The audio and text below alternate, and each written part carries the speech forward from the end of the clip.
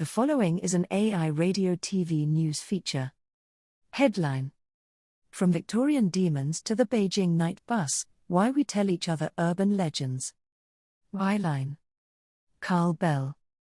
Lead: Urban legends help personify the anxieties that arise from living in a modern city.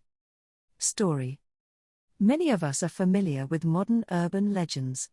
There's Bloody Mary, the apparition who appears if you chant her name in front of a mirror, or the ghostly hitchhiker who vanishes from the back of a car. These stories mix the mundane and the supernatural, altering how we think about our surroundings.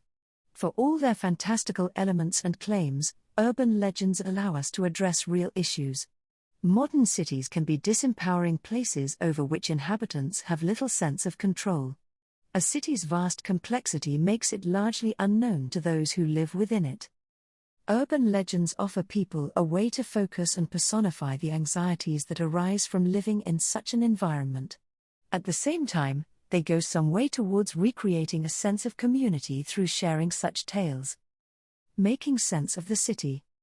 My research has examined how people in 19th century Britain used folklore to adjust to the experience of city living. Rather than just being the lingering remains of older cultural beliefs, folklore was updated and adapted. It expressed concerns about urban expansion, the threat of strangers, and a shrinking sense of community as people increasingly no longer knew one another beyond their immediate streets and neighborhoods. In Victorian London, this unease helped stoke tales about Spring-Heeled Jack, a supposedly clawed, fire-breathing demon or ghost that started to terrorize villages at the fringe of the capital in 1837.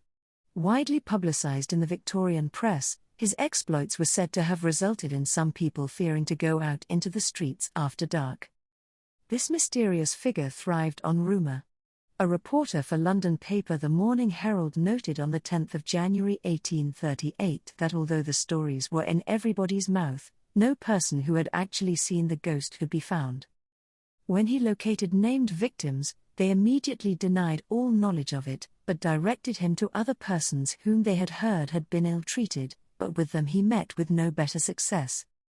To operate effectively, urban legends need to be correctly distanced. They almost never happen directly to known acquaintances, but rather through a more tenuous connection, a friend of a friend, although unusually, in the case of Spring-Heeled Jack, a named person testified about her experience before magistrates in February 1838. This tenuousness affords a vague sense of connection without providing an easy way of verifying the account. Such tales thrive on the anonymity of urban life and a culture of stranger danger. This should not necessarily be interpreted as a negative thing. Like more traditional folkloric tales, modern supernatural tales serve to enrich our urban spaces and change their meaning. Once we hear a house, school or factory is haunted, we never look upon it in the same way again. This gives storytellers and the communities in which the stories circulate a sense of influence over their surroundings, something that is often lacking in an urban environment. Modern tales. The persistence of urban folktales show that our modern urban experiences have not snuffed out supernatural thinking.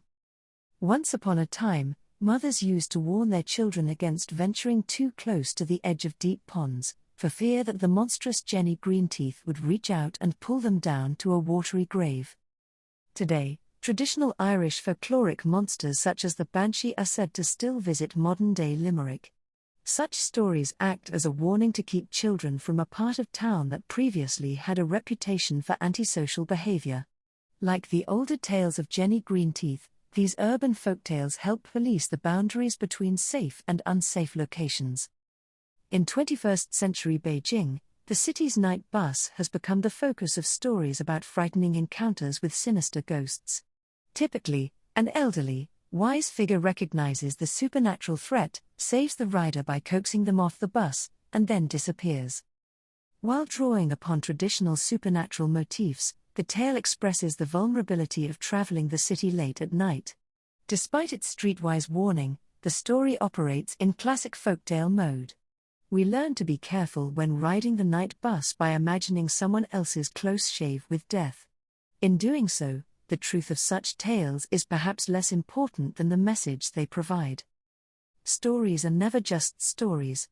While telling of monsters, beneath the surface they are powerful ways of collectively talking about and dealing with our anxieties and our environments.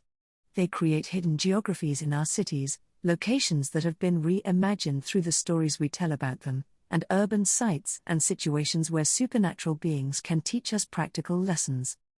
For more news from AI Radio TV News, visit airadiotvnews.ca.